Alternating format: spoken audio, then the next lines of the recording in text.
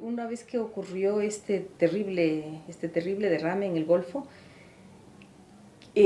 trabajamos sobre la idea de qué es lo que puede pasar, digamos, como un mecanismo que sea de educación para la sociedad en relación a estos límites digamos, a estos extremos de desastres naturales, como era el caso del BP, y cómo proteger, cómo construir toda una base de formación sobre esto, pero al mismo tiempo cómo desarrollar los derechos de la naturaleza que ya los tenemos acogidos en el Ecuador.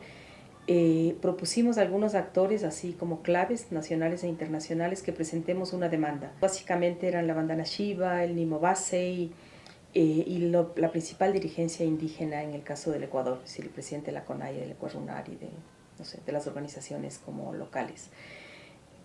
Al principio la demanda la planteamos como jurisdicción universal bajo la figura de que los derechos de la naturaleza mismo no iban a ser protegidos por nadie y que era necesario empezar a plantearlos. Cuando hago la diferencia y subrayo los derechos de la naturaleza, lo hago porque de hecho en Estados Unidos hay muchas demandas por la afectación a las comunidades costeras o a los pescadores o por lo que los abogados le llaman el lucro cesante de los beneficios del mar, pero nadie estaba pensando realmente en el mar mismo. Y el mar es algo mágico, ¿no? O sea, el mar es el lugar en donde nació la vida, el mar es una cosa... si es que hay algún símbolo, digamos, de la vida y del origen de la vida, es justamente el mar. Entonces resultaba un poco perverso pensar que lo único que se vaya a resolver en un caso como este es el lucro cesante sobre el mar.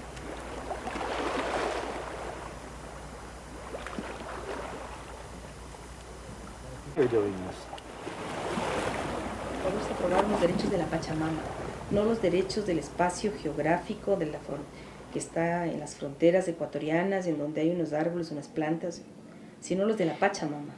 Entonces, que digamos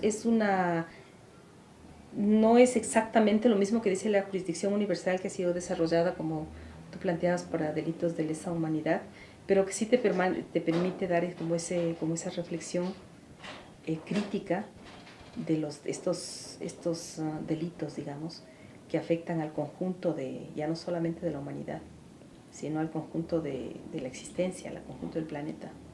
Al principio se trataba de los derechos de la naturaleza, pero eso ya implicaba una reflexión de qué es la naturaleza.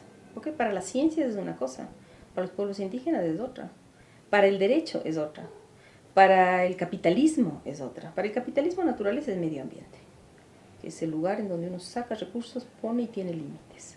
Para los pueblos indígenas tiene una noción distinta. A los pueblos indígenas la naturaleza no solamente son las otras especies que conviven con el ser humano, digamos, no solamente son los ecosistemas, sino que inclusive son los seres espirituales. Entonces, no estamos hablando de lo mismo. Cuando se decidió acoger el término Pachamama, se decidió primero es un acto de reconocimiento de que quienes saben sobre estos temas son los que están ligados a la tierra, ¿no? Luego era un acto de alguna manera de crítica a las nociones clásicas de medio ambiente y de naturaleza. Entonces de apertura en la diversidad, de saber que no, digamos, hay que hacer un esfuerzo de interpretación sobre qué vamos a entender por naturaleza. Y cuando los pueblos, digamos, cuando los pueblos indígenas plantean la Pachamama, obviamente no la plantean como el espacio físico, geográfico que está dentro de unas fronteras, para comenzar, porque los pueblos indígenas no reconocen las fronteras nacionales. Hay pueblos que están en un lado y en otro lado de la frontera. Ellos se reconocen como, digamos, lo más parecido es lo que ahora se utiliza, sobre todo en Bolivia y en Ecuador, como la madre tierra. Es decir, como una madre así general que alberga a todos. Si la modernidad adoptó un único paradigma, una única racionalidad, un único modelo de naturaleza, lo que se está planteando es que no es uno, son muchos, y que tienen algunos principios generales, que es lo que debemos ser capaces de desentrañar, y dado que la naturaleza tiene derechos de protección, tiene derechos de precaución y de reparación, vamos a ver qué podemos tomar de cada uno de esos principios para que se haga justicia a la naturaleza. Porque se dice, no, la modernidad tienes una naturaleza y varias culturas, ¿no?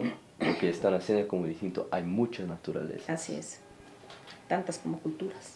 ¿Verdad?